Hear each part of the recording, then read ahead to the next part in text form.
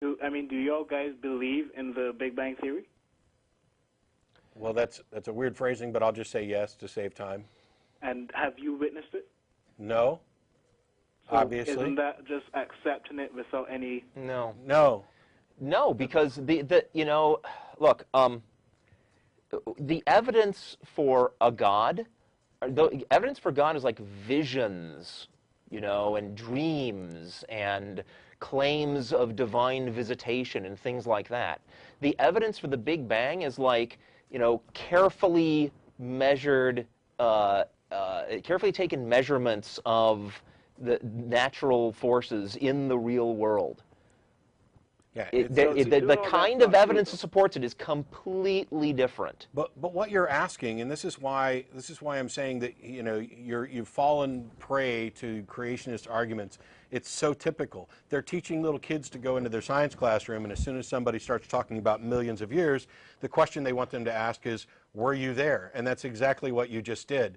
And I'm going to, as nicely as possible, explain how absolutely asinine that is. You touched on it earlier in the, you only know who you weren't there, you have no evidence that your mother was there. And I said, yes, actually there is evidence. You can do DNA testing, and that is the confirmation. It doesn't matter if I was there. I didn't witness Jeffrey Dahmer kill a bunch of people, but that's the conclusion that the evidence leads to. So yes, I accept that in fact he did. I wasn't there when George Washington became the first president of the country, but the evidence leads me to conclude that that historical account is most probably accurate. And in the case of the Big Bang model, that is the result of a lot of math and thought that said, what is the explanation for the origins of the universe? And it's not like once we got the math somewhere we liked it, we just stuck with it. No, it was a model that made testable predictions, and then we went out and we did things like building the Hubble telescope and other instruments that allowed us to measure the microwave background radiation and confirm that the model was in fact accurate. I didn't have to be there to have sufficient evidence to believe that it is the best scientific explanation of origins. And what I find particularly amusing is that the creationists who want to ask, were you there? Most often they are particularly evangelical Christians. Were you there when Jesus was resurrected? I wasn't there, but... What evidence then do you have to believe that it actually happened? And this is where theism is different from, I guess, say, it is, because you don't have evidence. Where it's accepted by faith, but there are physical examples where you said that there are none, but that's not true. The difference between theism and science is that for things that we weren't present for, science relies on evidence to lead us to the best possible conclusions about what happened. And religion relies on something other than evidence. Why? Because they don't have evidence. Faith is the excuse people give when they have no good reason for their beliefs. If you had a good reason, you wouldn't need faith. Right, but you said right that there's no physical evidence for creation, but that's not even true. Yes, it is. Or you have the floor. Tell us what the evidence for creation is. There are many of them, as I stated earlier, from excavation digs. There's also the account of the Ark. There's also Mount Sinai, which account of the Ark? I mean, they've found the Ark 40 times now, and none of them have actually found the Ark.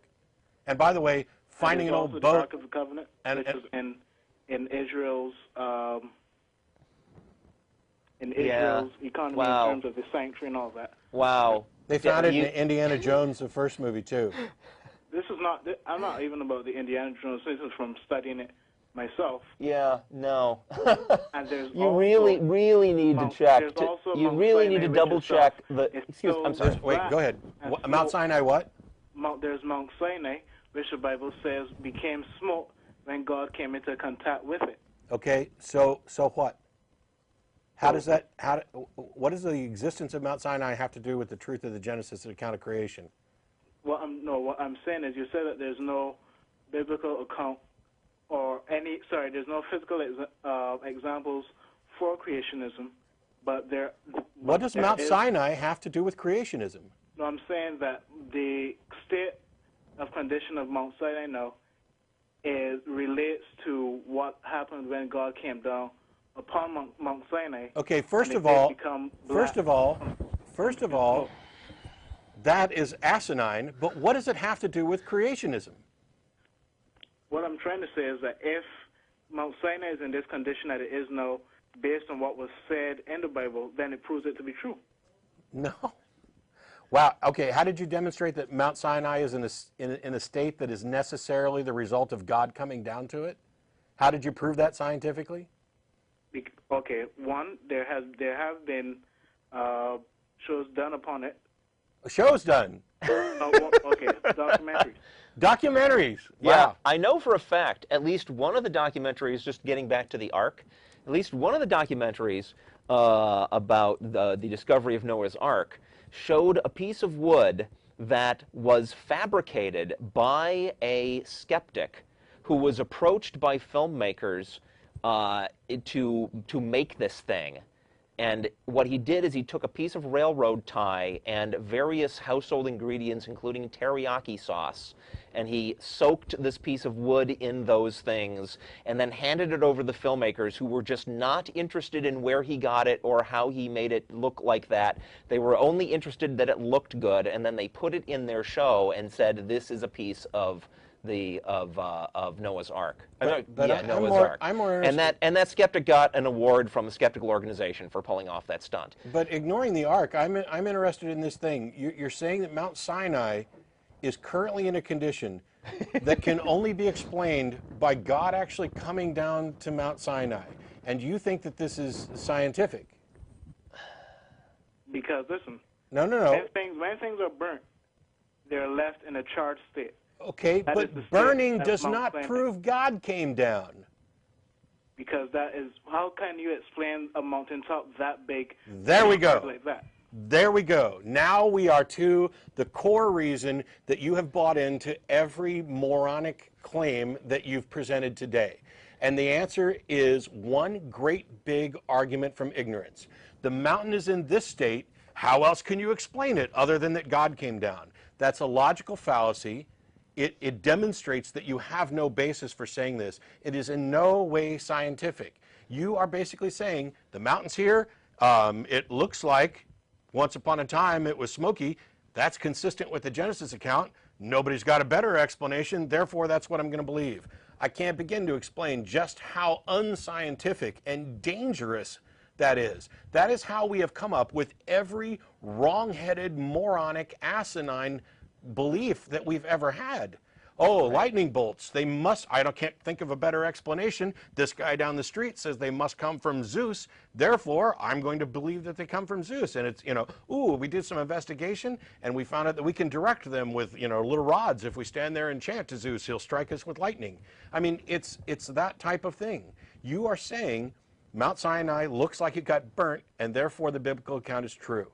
That is not following the evidence, that is leading the evidence. And when you follow that up with, can you come up with a better explanation? You have just committed one of the most painfully obvious logical fallacies of all time. It's an argument from ignorance, that because somebody doesn't have another explanation, therefore yours is viable. And I'm sorry, that's just not the way reality works. Yeah, you still have to prove that the God actually came down and did that burning. So even if it's from a biblical account, that's not good enough, right? Correct. Correct. And you already know this, because do you accept the accounts of what happens in other religious books? Do you accept, claims about the Prophet Muhammad? Do you accept, the birth of Buddha? Do you accept any of those claims, the miracle claims from other competing religions around the world? They have no better or worse evidence than what you have for yours. I mean, if that's what you want to believe, because we've gotten into age. It's not. Okay. No, you hold on. This is not about what you want to believe. What you want to believe, as I've been trying to explain, is completely irrelevant. What I'd like to believe is true is completely irrelevant to what's actually true. And the difference between you and us is that we care whether our beliefs are true, and you care whether or not what you believe is what you want to believe. Okay, here's the thing. We really should move on. Yeah, we're going to move on after this, so get your last shots in. All right. My last point about it is that, early on you said in the show that it's not right to violate someone for their rights.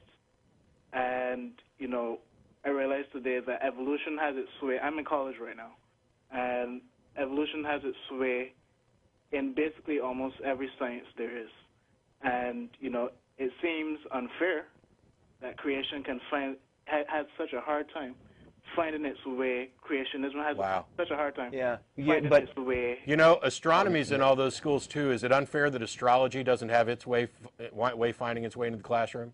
Is that unfair? Is it unfair that we have a bias toward truth? Is it unfair that we have a bias toward things that are scientifically demonstrable? Is it unfair that we discriminate against batshit crazy ideas that happen to be popular with somebody? And Stefan, thanks very much for perverting the intent of something I said earlier in the show. I did talk about how you know, a group that has internal behavioral rules should not expect that it has a right to impose those on people outside its group. But I was not talking about what they teach in college. You have a right. In order to properly apply what I said, you need to know what your rights actually are. You have a right to your beliefs. You have a right to your own beliefs. You do not have a right to your own facts. The facts are whatever it is can actually be verified in the real world.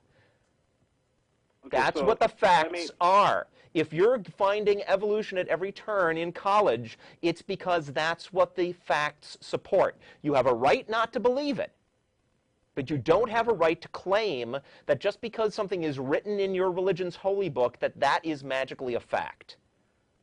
Okay, so, I mean, as I said earlier, Gentry is just a small number. Yeah, one. Those scientists who has supported it with his scientific evidence. And if they're, you know, throughout time, we do have other scientists who keep studying and coming up with other things. And therefore, if they can present this. Yes.